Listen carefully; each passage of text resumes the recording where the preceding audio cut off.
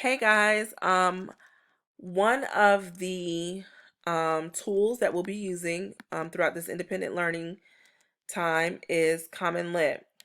And so I just kind of wanted to do a screencast to show you how Common Lit worked and how you can access it from your own home. Um, in order to get to Common Lit, you're going to type in commonlit.org/en, which you see on my screen above. Then once you click on that, you're going to click on the sign up key. Because you've never created an account before, you will click the sign up key. You will click that you are a student, and then you'll enter your class code.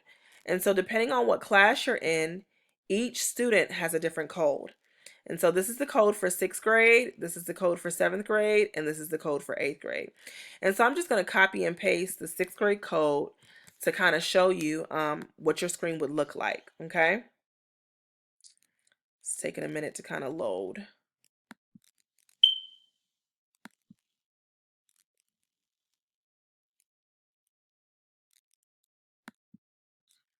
I don't know why it's taking this long to load. Okay, so let me go back to signing up. I'm a student. Okay, so once you enter that code, you're going to click submit.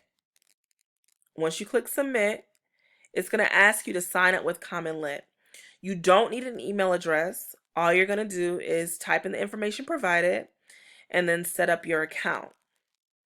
And so once you set up your actual account, then you should be able to log in and have access to the articles posted.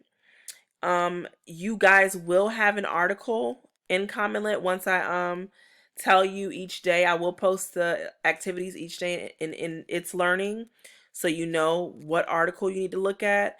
And once you read that article, you need to also answer the guided questions that go along with that article. If you have any questions or comments or concerns, make sure you send me an email.